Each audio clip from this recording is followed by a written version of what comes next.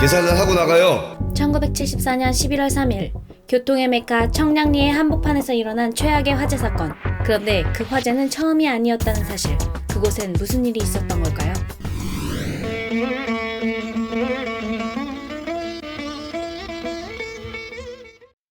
청량리 1899년에 처음으로 운행을 시작한 서울 전차의 종점이었던 곳. 오랜 시간에 걸쳐 전차역으로 그리고 기차역, 지하철까지 생겨나며 교통의 요지로 자리 잡았죠. 아버지, 서울 가서 돈 많이 벌어와요. 산업화 시대를 맞이하며 지방에서 상경하는 수많은 사람들이 거쳐가거나 만남의 장소가 되기도 합니다.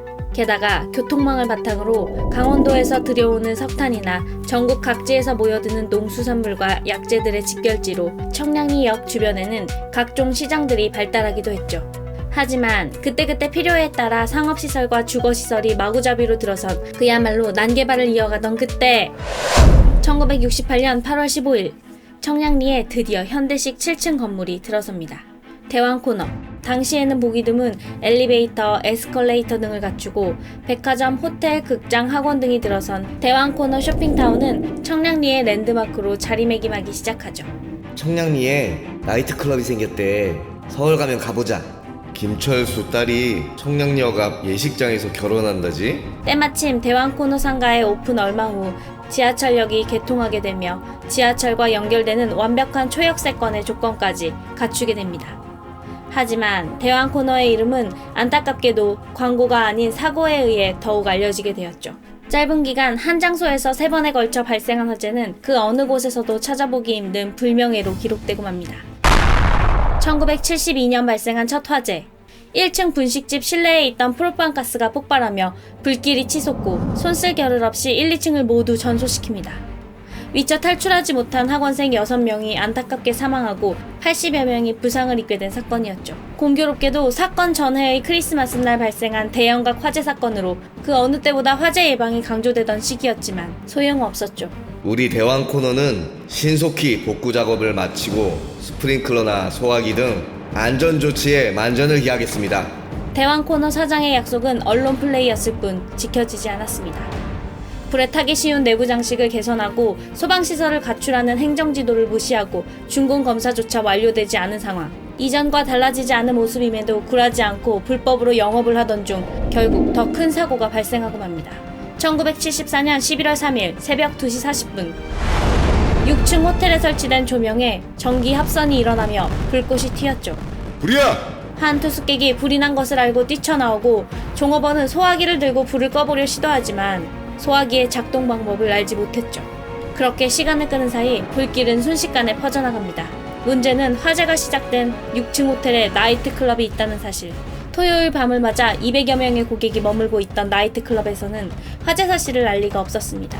화려한 불빛, 시끄러운 음악, 정신없이 춤추는 사람들. 하지만 곧 비극이 닥칠 것이라는 것을 눈치챈 사람은 아무도 없었죠. 더 번지기 전에 전기 차단해! 호텔 측에서 화재가 발생하자 건물의 전기를 차단해버립니다.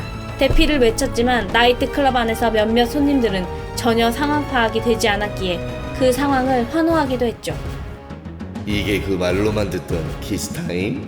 하지만 순식간에 시커먼 연기가 밀려들어오고 불길이 치솟는 것이 보이기 시작하자 당황한 손님들은 입구 쪽으로 달리기 시작합니다. 문제는 회전식 출입문으로 한 명씩 차례로 나가야 하는 상황이었죠. 그런데 회전식 출입문을 양쪽에서 밀면 어떻게 될까요? 문이 회전하지 못하고 결국 아무도 나가지 못하게 되는 상황이 발생하고 엎친 데 덮친 격으로 종업원들은 화재에도 대피 안내는커녕 술값을 내고 나가라며 막아서기까지 합니다.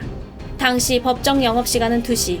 불법 영업을 위해 안에서 문을 걸어 잠근 상황이었기에 구조가 익숙하지 않은 고객들이 비상구를 찾아 나가는 것은 불가능에 가까웠죠. 시커먼 연기는 이내 홀을 가득 메우고 사람들은 질식해 쓰러지기 시작하죠. 저기 창문이 있어! 몇몇은 창문을 깨고 뛰어내리며 탈출을 시도합니다. 하지만 6층에서의 탈출이 성공하기엔 역부족이었습니다. 사망자 88명, 부상자 35명. 대부분은 6층 나이트클럽의 고객들이었고 토요일을 맞아 지방에서 상경한 20대 초반의 젊은이들이었죠. 이 사건 이후 대왕코너 사장을 비롯한 12명이 구속되고 관련 공무원들이 직위 해제되는 결과를 낳았지만 이것이 비극의 끝은 아니었습니다. 1년이 채 되지 않은 1975년 10월 13일 2층에서 부주의로 시작된 물로 3, 4층이 전소하며 잠자던 학원생 3명이 연기에 질식해 사망하는 사고가 다시 발생하고 말았죠. 대왕 코너가 아니라 화재 대왕이네. 3년에 걸친 3차례의 대형 화재. 사회적인 비난은 피하기 어려웠습니다.